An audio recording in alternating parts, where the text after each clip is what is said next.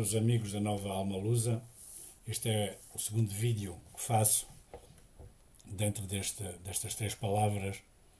Aliás, faço eu, fazem também outros amigos nossos, ligados de forma mais ou menos lata ou aproximada à filosofia portuguesa, chamados estes programas, estes vídeos, Nova Alma Lusa. Este é o segundo vídeo que faço. Estamos em outubro de 2024 e hoje ocorreu-me fazê-lo porque acabei de vir de uma singela, mas muito boa exposição sobre que homenageia o quinto centenário do nascimento de Camões, e devo dizer que vim feliz por ter ido vê-la. Para ter uma ideia do que falam, estavam presentes nesta exposição, isto aqui no Paço do Caldo Vila Viçosa, várias edições das Lusíadas, entre as quais a primeira edição de 1572, aquela que tem o pelicano virado para a esquerda, e a outra que se diz ser uma contrafação, o pelicano voltado para a direita. Mas não venho-vos falar de edições de Lusíadas sequer. O que me ocorreu foi que, se fosse, vi um pouco triste, para dizer melhor. Triste porque pus-me a pensar o que é Portugal hoje, nestes 500 anos de Camões, e de como, há cento e poucos anos atrás, em 1880, para ser mais preciso, na comemoração do terceiro centenário do seu falecimento, o país se empolgou, aliás, deve dizer-se até em conformidade com propaganda da República, mas sempre empolgou patrioticamente sobre este tema de Camões, ligado precisamente à pátria portuguesa. E ocorreu-me falar disto porque parece que não tem uma coisa a ver diretamente com outra, mas tem. Porque me apeteceu falar do 25 de Abril. O 25 de Abril hoje, até porque estamos nos 50 anos daqueles que homenageiam o 25 de Abril, não quer dizer que eu repudio o 25 de Abril, não se trata disso. Aliás, sejamos honestos, fosse a 25 de Abril, fosse a 26, a 27, ou em maio, ou em junho, o regime anterior cairia. Eu sou dessa época, teria 16, 17 anos quando se deu o golpe de Estado, e sei que o regime não aguentava mais. Ou seja, o regime do Estado Novo teve um período de apogeu, podemos dizer, à volta da Segunda Guerra Mundial, depois de nos ter libertado daquele caos que foi a Primeira República, e depois, principalmente com a partir das guerras ultramarinas, entrou em crise e não teve soluções para isso. Mas eu quero falar-vos, isto parece que é uma coisa que as pessoas fogem de falar de política, mas não há volta a dar. Isto tem que se falar do 25 de Abril, até para vermos como está Portugal hoje, não é? E o que me ocorre dizer é um pouco isto. O 25 de Abril teve, dito pelos próprios militares do golpe de Estado, e chamo de golpe de Estado porque o que se chama Revolução foi uma coisa posterior. E foi posterior porque, podemos começar por aí já, havia três objetivos ditos e expostos pelos próprios militares, os capitães ditos de Abril: o descolonizar, o democratizar e o desenvolver.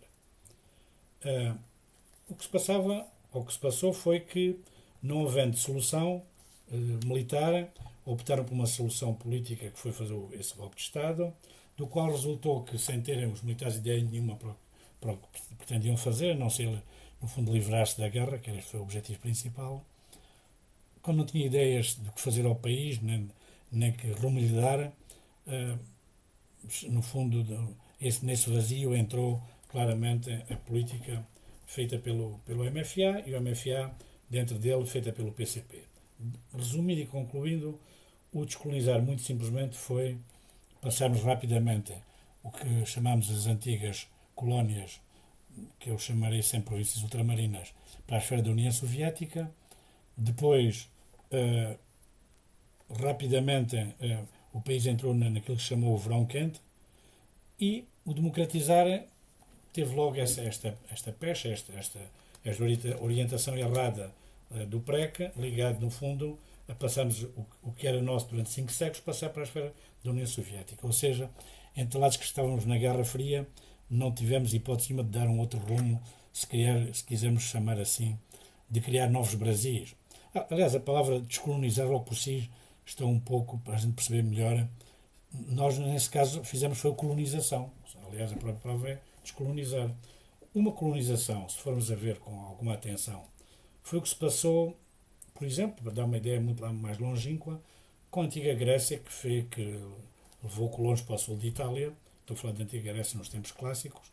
Como por exemplo, os romanos, quando colonizaram a Península Ibérica, significa, portanto, levar uma espécie, ou pelo menos uma civilização, que eu diria superior, para outras terras, e aí, enfim, em ligação com os povos dessas novas terras, fazer novos países. Foi o que aconteceu com o Brasil, não é? E foi o que se fez em Angola, ou tentou fazer melhor em Angola, e que nós, naquela perspectiva ainda do Estado Novo, o que era pretender-se fazer-se novas formas de expressão, se quisermos, da alma lusa, precisamente nestes países. Isto ficou muito amputado precisamente em Angola e Moçambique, pois houve guerras civis, como nós sabemos, mas no fundo o que foi impedido de fazer foi essas novas faces da alma lusa, que mesmo assim persistem, como é o caso do Brasil, e toda a miscigenação que aconteceu nesse mundo tropical. O democratizar, e isto, enfim, para não tentar roubar muito tempo, partindo do que foi o PREC, no fundo deu que nunca houve, desde nestes 50 anos, nunca houve, podemos dizer assim, uma política de direita. O que se passou foi sempre à esquerda. Os próprios governos de Cavaco Silva, ou enfim, Durão Barroso, que quiseram chamar, e depois mais tarde de Passos Coelho, foram sempre dentro da social-democracia, que é por natureza do centro-esquerda. Portanto, nunca houve nesta democratizar digamos, uma tensão que deveria ser benéfica em termos de dinamismo da vida política do país entre esquerda e direita. Digamos que o país, a sua democracia nasceu coxa, nasceu sem perna direita, para dizer de uma forma muito curta.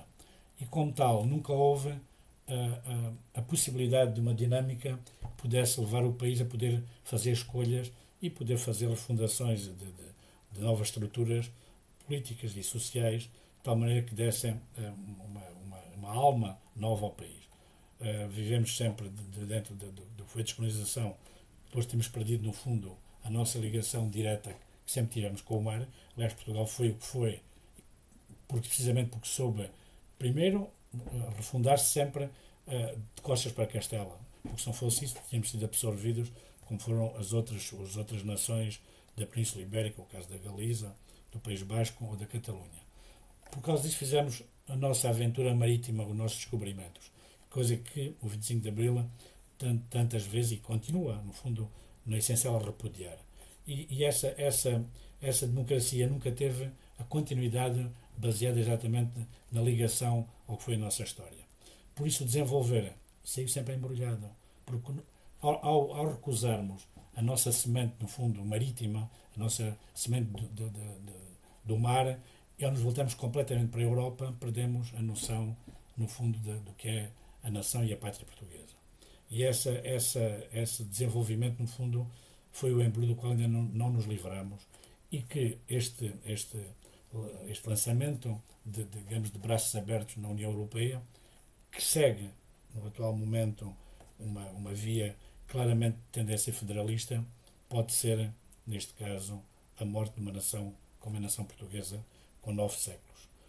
Falarei noutra altura, num outro vídeo, com mais detalhes sobre o que é isto, desenvolver, de onde viemos e para onde vamos, mas por hoje fico-me por aqui só para dizer que o 25 de Abril fez uma coisa gravíssima, dificilmente da minha parte será perdoável, que é este corte com a noção de pátria.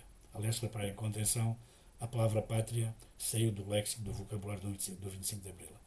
Um dia falaremos disso com mais detalhe, sobre o que é Estado, sobre o que é nação, sobre o que é país, sobre o que é pátria. São tudo noções muito próximas, mas muito diferentes. Neste momento, podemos falar de país. A palavra nação